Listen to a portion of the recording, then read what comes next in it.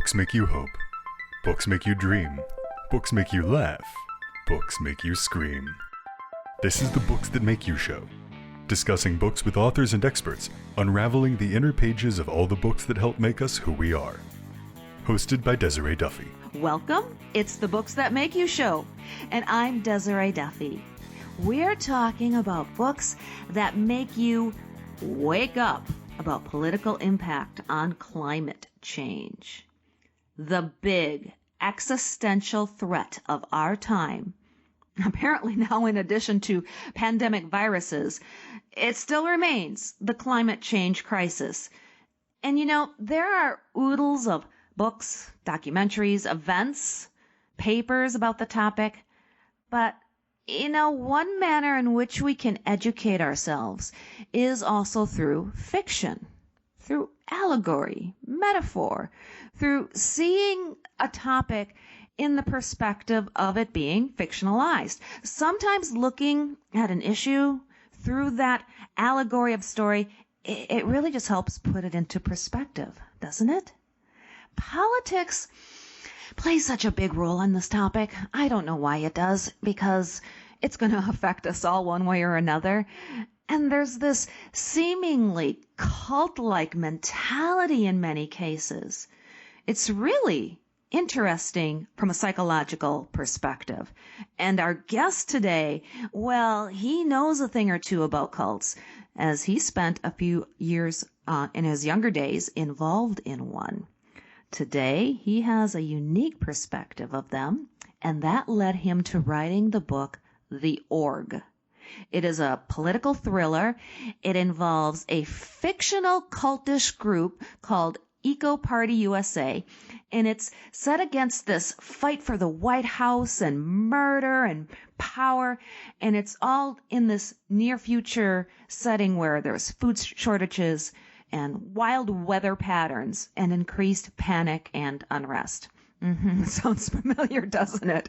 Scott Brody. He grew up in a political home in New York. He listened to people older than him talk and argue politics, and that influenced him as he came of age in the 60s. He marched against the Vietnam War. He listened to left-leaning radio like WBAI in New York. He read Ray Bradbury for inspiration, and he spent the summer of '69 at Woodstock. How fun was that? Now, he also spent some time in a political cultish group that's very similar to the one in his novel, The Org.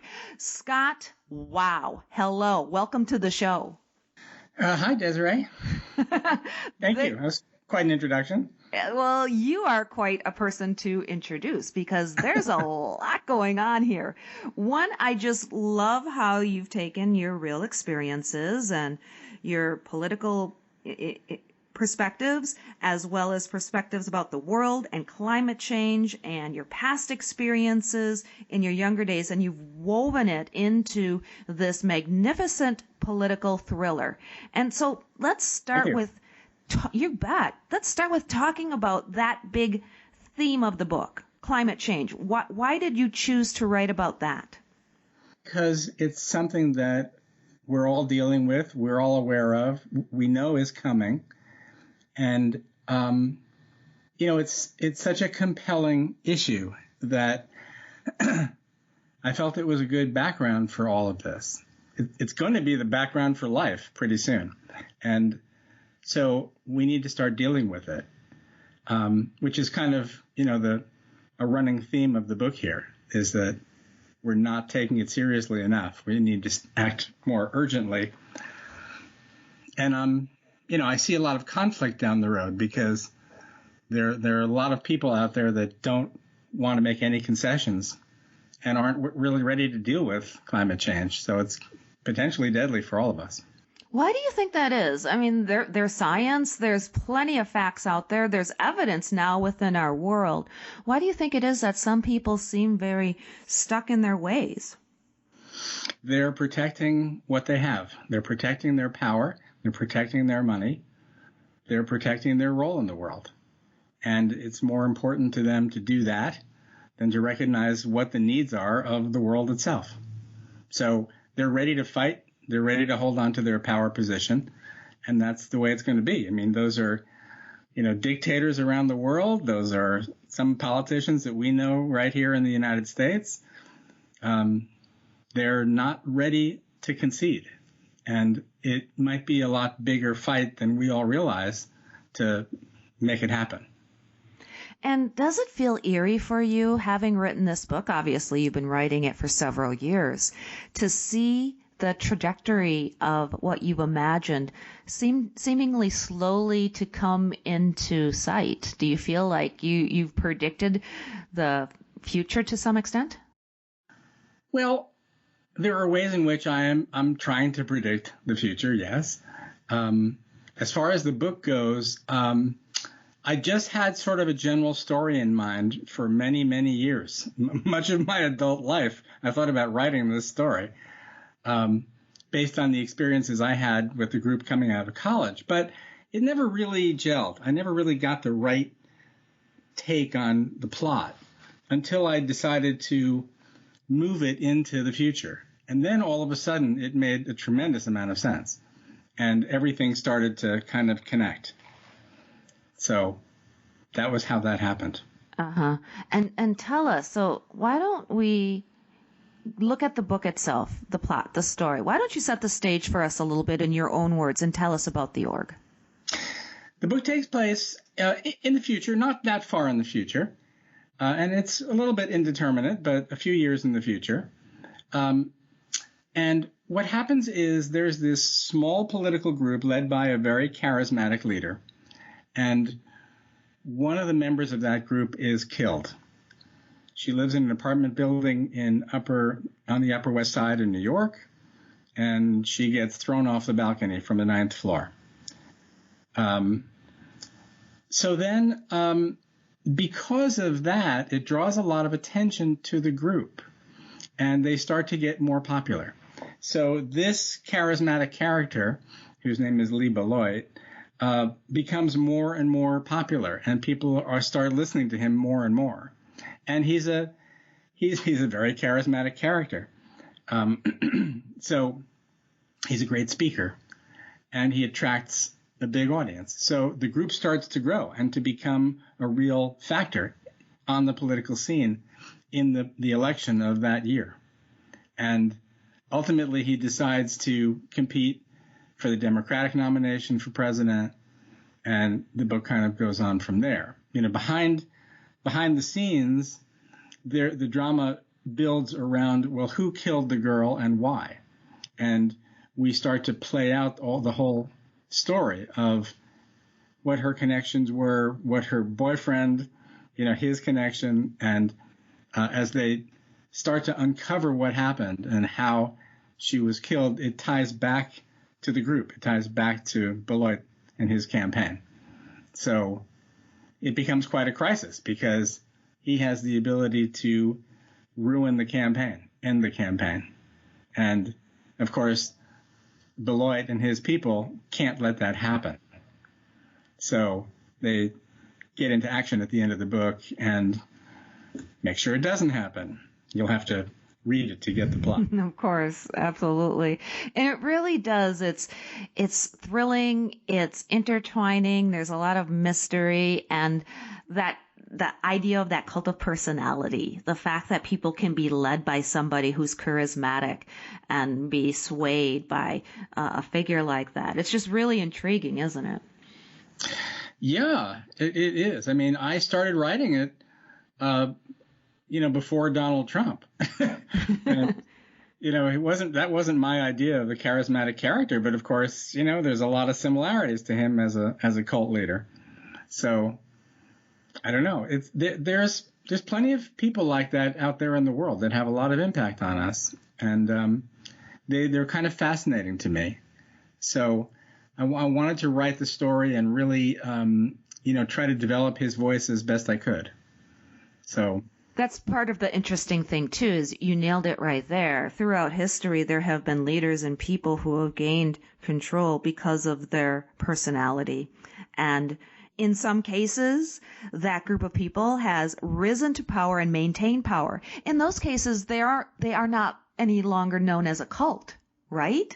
in Right. religions and politics, etc., there are groups that they either rise up and they make it, or if they fail and they're smacked back down, that's when we call them a cult, right?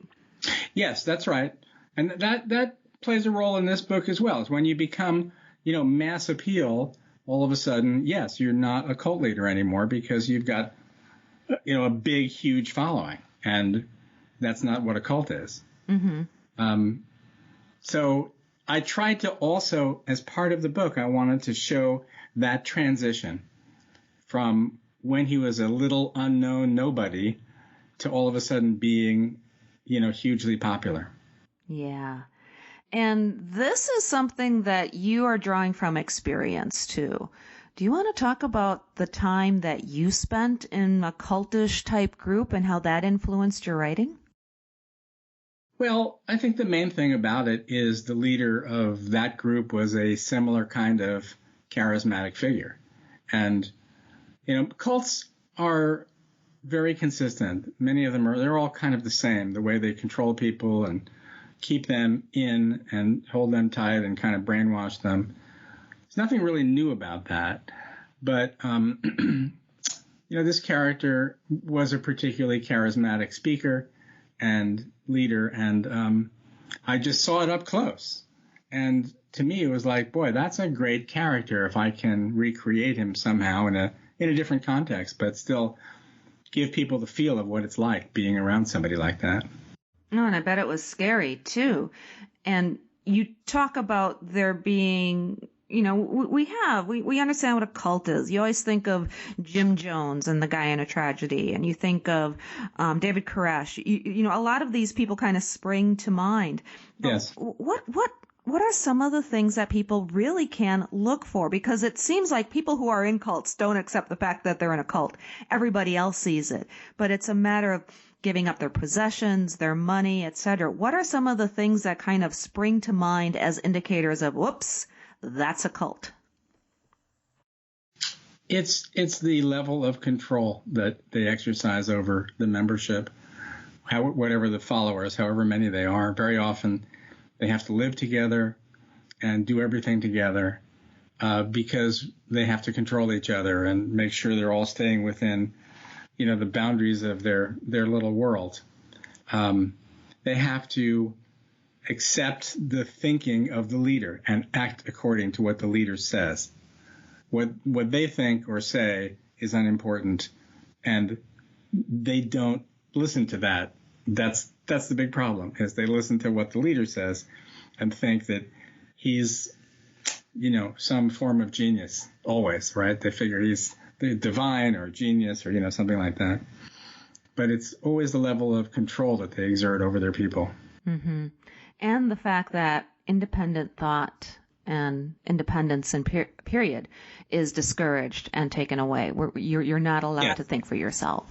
Right, exactly. Who do you think should read this book? Who is this book for? It's for everybody. Okay, let's see. First and foremost, it's a political story. It's, I think anybody who's interested in politics should be interested in this. If you're interested in, the cult kind of groups, I guess so. This is not really a study of a cult, but it's more about the leaders. But if you're interested, as I say, in politics, that's fine. If you're, an observer of what's going on in the world, then this is for you. If you just want a good story, hopefully this is your book. That's really what I tried to write. It's a great story. Yeah, and it is a fabulous story. It has dystopian elements to it. And again, I kind of get goosebumps when I look at the book and realize what's going on in the world today. Even, to the fact that climate change, part of the ramifications of that is the potential to release and unleash viruses into the world, and it changes weather patterns and it changes the way things are transmitted. And so even with the threat of the coronavirus that we're facing in the world today, it could very easily be tied into climate change, don't you think? Well, We don't know, do we? And that's the big problem. Is there's so much that can go wrong. If you look at the system of the Earth and nature and the atmosphere, it's so delicate. It's such a complicated, delicate balance that's been worked out over millions of years that all of a sudden we come in and upset the apple cart like that. Who knows how it's going to spin out of control? So any of those things are possible. And, even a slight change in the climate could easily affect how a disease acts and spreads and everything else. So we don't know. I didn't try to get too technical here. I really didn't want to do that because I don't really think that's the point. I think we all sort of know what the dangers are. And I wanted to keep it something that everybody could relate to and, enjoy as a story.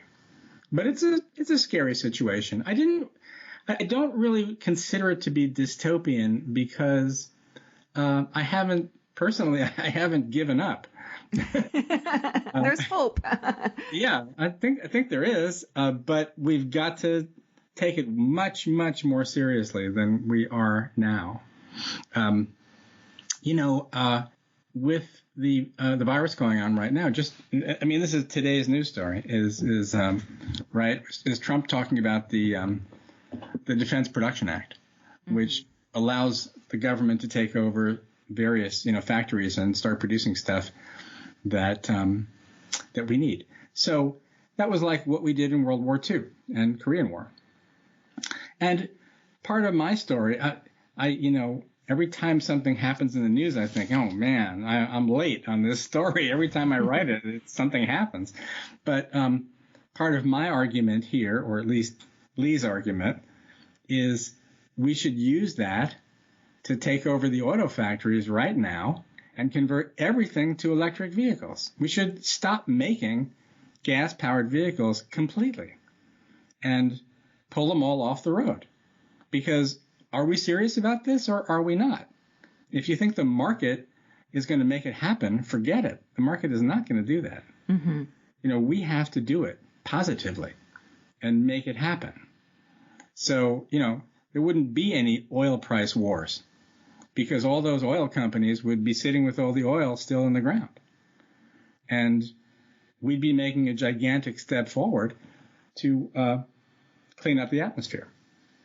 I mean, that's just one example. There are a lot of other things I talk about in there, but it's like nobody's talking about that, right? I'm sort of saying, look, we got to go a lot further than we've even thought because we don't really have time and we can't mess around.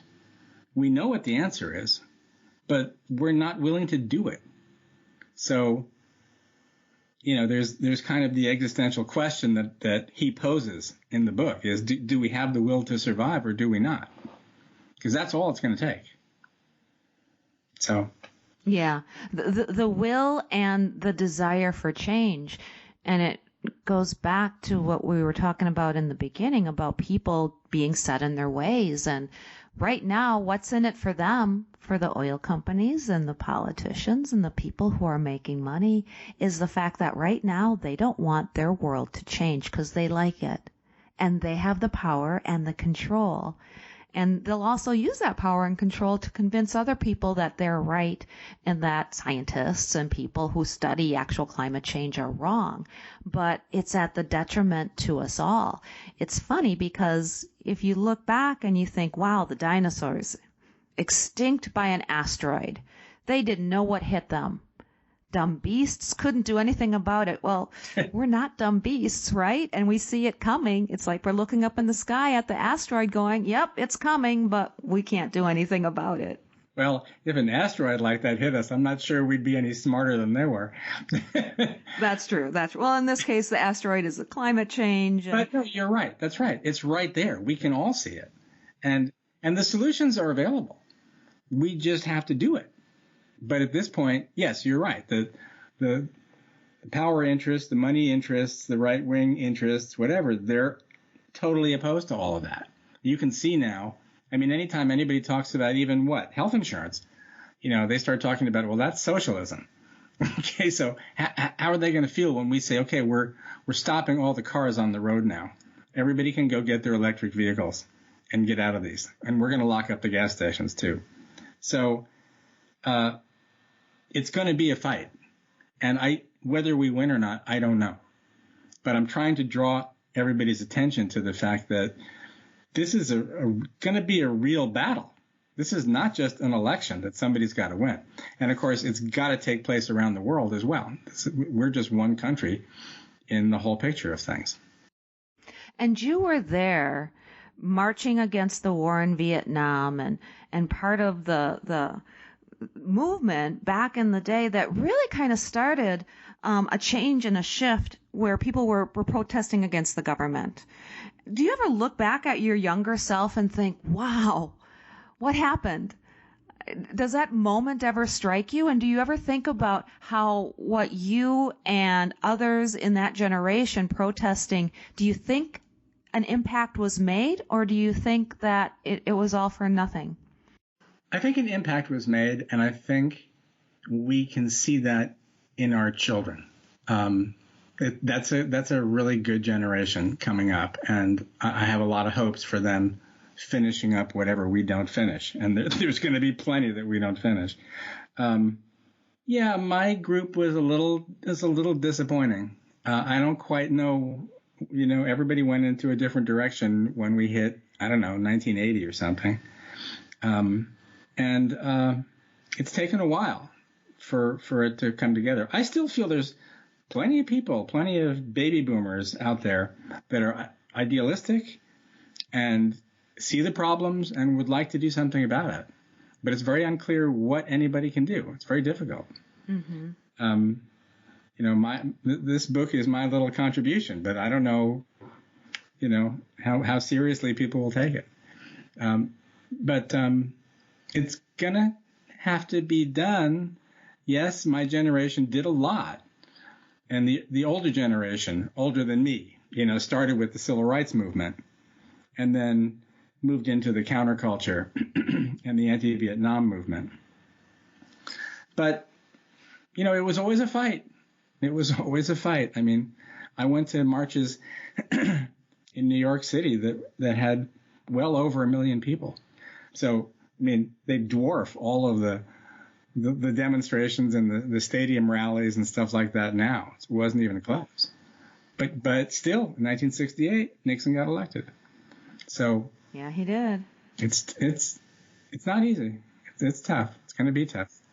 Yep, and the only thing that got him out was he got caught. He got caught.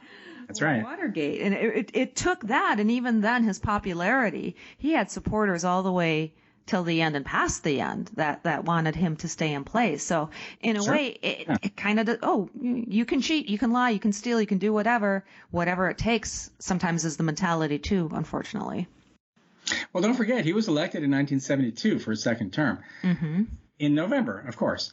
And the Watergate burglary was discovered in August of that summer, like before the election. Mm-hmm. So everybody knew what he had been up to.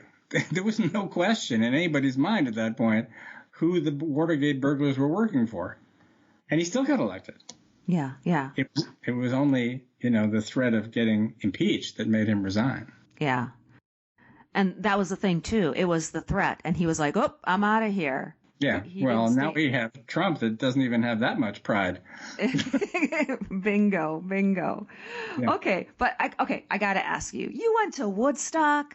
Wow. Can you tell us a little bit about that? Because that had to have been fun. Yeah. Well, a lot of people did. You say that in New York, people go, yeah, I was there too. It was the summer I graduated high school.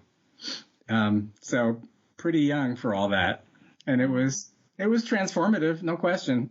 No question about it.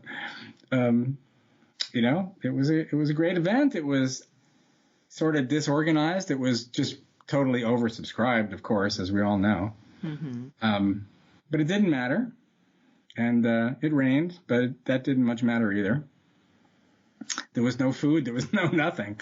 But that's okay. I mean, my family had a house nearby, and me and my friends, we figured, well, we'll just go back there to sleep at night and come back for the music during the day. And then, as we were driving in, which took hours to navigate the crowds and the parking lots and everything else, after a while, you realize, like, we're not getting back out. We're staying here. No way. That is not going to happen. What was your favorite band that you saw? I don't know. I mean, everybody, I didn't stay all the way through. We left before Sunday, right? So before Hendrix, okay. That was Monday, I guess. I mean, Santana was great. 10 Years After was great. I don't know. They were all great. Yeah. Oh, I bet that was an experience. So tell us. Jefferson Airplane, that was really great. They were awesome. They were playing when the sun was coming up on Saturday. That was great. Oh, very cool. Yeah, that must have been a heck of an experience. Wow. Yeah. So tell us, this is the first book in a series. So are you working on the next one now? What else can we expect? I am, yes. It's a big story. And, it's a big thing to tackle. I mean, this book really only goes through the point where Beloit goes from, nothing and invisible to competing and throwing his hat in the ring, competing for the Democratic nomination. So he becomes mass appeal at that point. But that's as far as it goes. Should I have said that? I don't know. Oh, I love it. It's a tease. And yeah, there's a lot there. There's a lot of story here. And bravo to you for writing the Org. It's magnificent. Thank you. You bet. Tell people where they can find it in the stores, online, where they can find you on social media. Give us all your details. Well, we're on Amazon. So the book is for sale as an ebook and as paperback on Amazon. So go there and buy it and tell a friend. It's also available on Barnes & Noble. It's going to be distributed through Ingram book distributors, so you can go ask for it at your bookstore or library. I have a Twitter page. I have a Facebook page. Just look up Scott Brody. Excellent. Yeah, that's Scott Brody, Brody. The book is The Org, and just Google it. You'll find it, Amazon and other retailers. And you're right. The cool thing, too, is if you want to go into your favorite bookstore or your library and they don't have it, just ask them to order it because it's distributed by Ingram. They'll be able to order it for you as well. So that's an easy peasy way to get it also. Right. All right, Scott, thank you. This was fun. You're an interesting guy, and this is a great story. Thank you for being here. Well, it was a good interview. I enjoyed that. You bet. All right. And everybody else, thank you as well for joining us today on Books That Make You. I'm Desiree Duffy, and we had a bookish good time, didn't we? You can find out more about other books, including Scott's book, as well as all of the books that make you exactly who you are on our website. That's booksthatmakeyou.com. And we're on Facebook and Instagram as well. Don't forget, sign up for the newsletter, and we'll always be telling you about bookish news, book giveaways, and all sorts of book fun things to do. Until next time, all of my bibliophiles, please enjoy all of the books that make you exactly who you are. The executive producer for Books That Make You is Desiree Duffy. Produced and sound mastered by Phil Giangrande. Engineering by Dave Nabox. Social media and promotion by Bree Sweeter. For more, visit booksthatmakeyou.com.